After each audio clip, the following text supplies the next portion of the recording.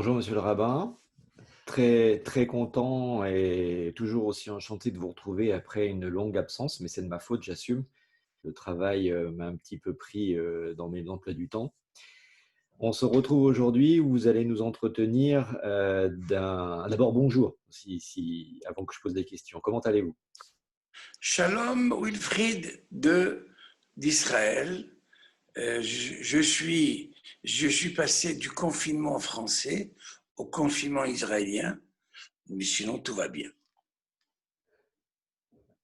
Donc ça ne vous change pas en fait finalement, c'est confinement pour confinement. Enfin, on a trouvé la mondialisation touche tout le monde et on est réunis ce fait-là du confinement finalement.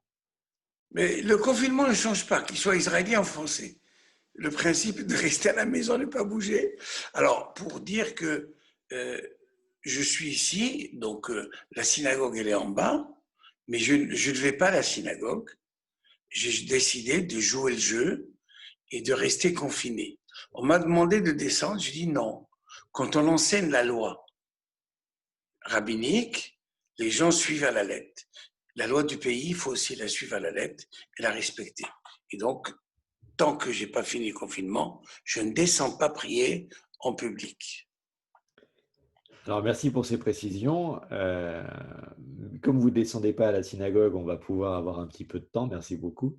Aujourd'hui, on va aborder quelque chose un petit peu technique. Vous allez nous entretenir des Shabbatot et notamment sur le fait que bien que les Shabbats existent et soient réalisés depuis quelques milliers d'années maintenant, 3500 ans au bas mot par la communauté, par les communautés à travers le monde, sauf erreur, aucun Shabbat ne se ressemble. Alors qu'en est-il?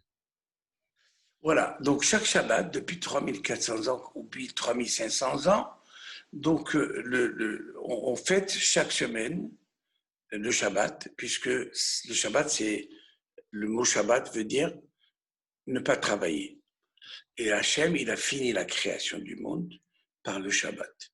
Donc chaque Shabbat, le juif se réunit à la maison en suivant strictement des lois shabbatiques pour que répondre à la définition du mot Shabbat, donc de s'arrêter de travailler.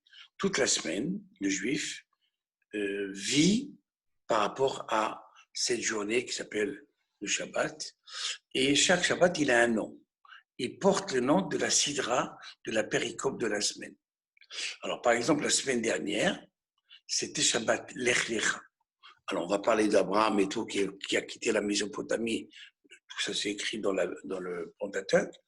Mais, donc, tout le Shabbat, on va parler de cette section-là.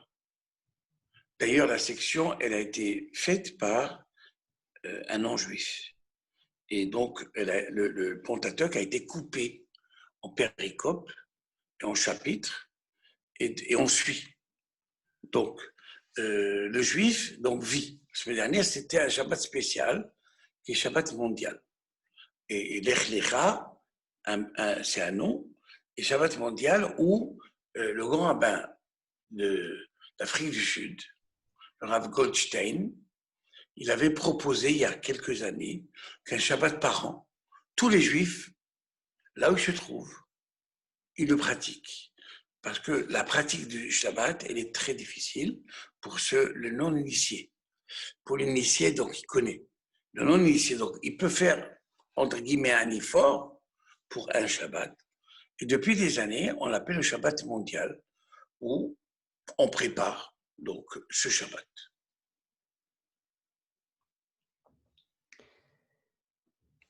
Oui, merci de tous ces renseignements.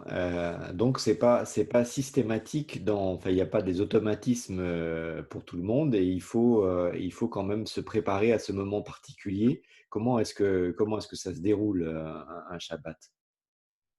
Alors, pour les initiés à la télévision française, je ne sais pas si en Suisse ça existe, il y a une émission qui s'appelle Un dîner presque parfait. Alors, le principe, c'est que 5 personnes s'invitent mutuellement par semaine et chacun va noter le dîner de l'autre. Et il y a aussi une note pour l'animation. Pendant que celui qui reçoit, il prépare le repas, il le met, il l'a mise donc en assiette et tout. Qu'est-ce qui se passe pendant ce temps-là? Eh ben, le Shabbat, je peux le comparer, sans vouloir avec ces personnes, à cette émission-là, que comme un dîner, ça se prépare, l'entrée, le cocktail, le repas, le dessert et l'animation, le Shabbat est la même chose. Le juif vit autour de cette préparation hebdomadaire de ce Shabbat. Donc d'un côté le spirituel, parce que le juif, il va avoir ce Shabbat, le Shabbat, une âme supplémentaire, ce qu'on appelle Shabbat Yetera. Et à ce moment-là, donc il est en extase, il est survolté dans le bon sens pendant cette journée-là. Il va faire des choses magnifiques, une belle table avec une belle nappe blanche, avec des beaux mets et puis des chansons. Et aussi, on anime parce qu'on va parler de la sidra de la semaine. Alors, le Shabbat, ça. Et donc, il y a Midrash, un texte allégorique qui raconte que Dieu envoie des anges sur terre. On va dire aujourd'hui, avec des portables, des portables qui filment d'une manière cachère. Ils envoient leurs résultats directement là-haut. Et Dieu, il projette l'animation, la vie shabbatique de tel, par exemple, chez vous, Wilfried, il va envoyer un ange vendredi soir, il va filmer, il va lui envoyer avec les méthodes shabbatiques à Dieu, et Dieu, pendant tout le Shabbat, il montre aux anges qu'est-ce qui se passe chez Wilfried Shabbat. Et les anges vont dire, waouh, à Lausanne, chez Wilfried, on a fait un Shabbat magnifique, et dans le monde entier, tout le monde va voir que c'était un Shabbat magnifique. En quelque sorte, ce qui se passe Shabbat. Attention, là, vous nous mettez la pression, hein, mine de rien. Hein. C'est le but. C'est le but que chacun de nous, il soit un exemple pour l'autre. C'est-à-dire que c'est vrai que le Shabbat est un des 613 commandements, c'est presque 60 ou 70, plus que ça. Il est mentionné dans la Torah. C'est la fête la plus mentionnée dans le Pentateuque. Et chaque fois, il est dit, le Shabbat, vous devez faire ça. Il y a des péricopes qui parlent beaucoup du Shabbat, les 10 commandements. C'est écrit, garde le Shabbat, observe le Shabbat. Donc c'est un principe, c'est une mitzvah, c'est un commandement qui se répète plusieurs fois. Et celui qui respecte le Shabbat, en fin de compte, il est comme s'il a mangé le pain pendant la fête de Pessah, si aussi il n'a pas observé Kippour. C'est le même principe, c'est la notion de karet, c'est-à-dire qu'il est exterminé en quelque sorte.